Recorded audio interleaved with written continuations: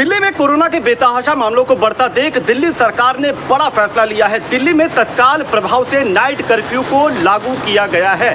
दिल्ली में ये night curfew तत्काल प्रभाव से लागू है और इसको 30 अप्रैल तक लागू किया जाएगा। नाइट कर्फ्यू यानी कि रात 10 बजे से लेकर के सुबह 5 बजे तक कोई भी पब्लिक मूवमेंट जो गैर जरूरी सेवाओं के दायरे में आती है वो पब्लिक मूवमेंट नहीं हो सकेगी। हालांकि आदेश के मुताबिक जो लोग जरूरी सेवाओं के दायरे में आते हैं उनके मूवमेंट पर कोई असर नहीं होगा।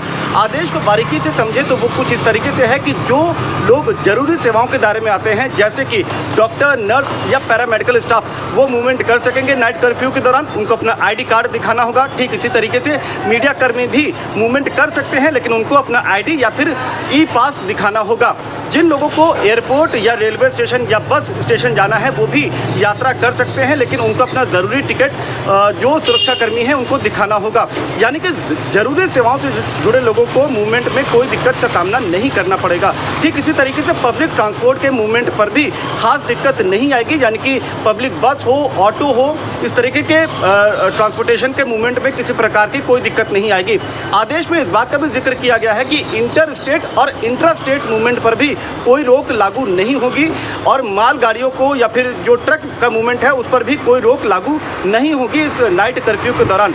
रात 10 बजे से सुबह 5 बजे तक एक बार फिर बता दें कि ये नाइट कर्फ्यू लागू रहेगा और जो गैर जरूरी सेवाओं के तहत लोग आते हैं उनके मूवमेंट पर रोक लगाने के लिए ये सख्त आदेश लागू किया गया है। आपको बता दें कि दिल्ली में कोरोना के मामले लगातार बढ़ते जा रहे हैं। पिछले 24 घंटे में 3,500 से ज़्यादा कोरोना संक्रमित मामले सामने आए हैं, जिससे चिंतित होकर के राज्य सरकार ने ये बड़ा फैसला उठाया है। एक और चिंता की बात यह है कि दिल्ली में जो पॉजिटिविटी दर है वो 5.5% को पार कर गई है।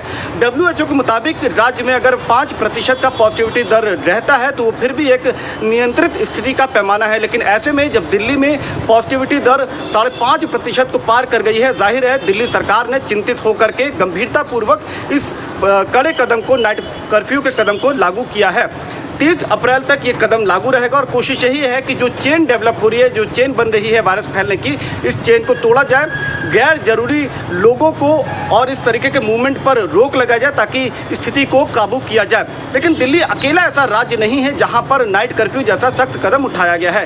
देश में कई और राज्य, मसलन गुजरात, महाराष्ट्र, तमिलनाडु जैसे राज्यों में भी नाइट कर्फ्यू जैसे सख्त कदम उठाए गए हैं ताकि वायरस के स्प्रेड को, इसके फैलाव को रोका जाए। कोशिश यही है कि ये जो स्थिति इस वक्त बेकाबू होती हुई नजर आ रही है उसकी वजह एक ये भी है कि जो देश में कोरोना संक्रमितों का आंकड़ा है वो रोजाना की संख्या के लिहाज से देखें तो 1 लाख के रोजाना की संख्या को भी पार कर चुका है। तो लगातार बिगड़ते हालात पर काबू पाने के लिए अब राज्य सरकारें नाइट कर्फ्यू जैसे सख्त कदम पर इस वक्त मुहर लगा रही हैं और कोशिश यही कि स्थिति को जल्द काबू किया जाए।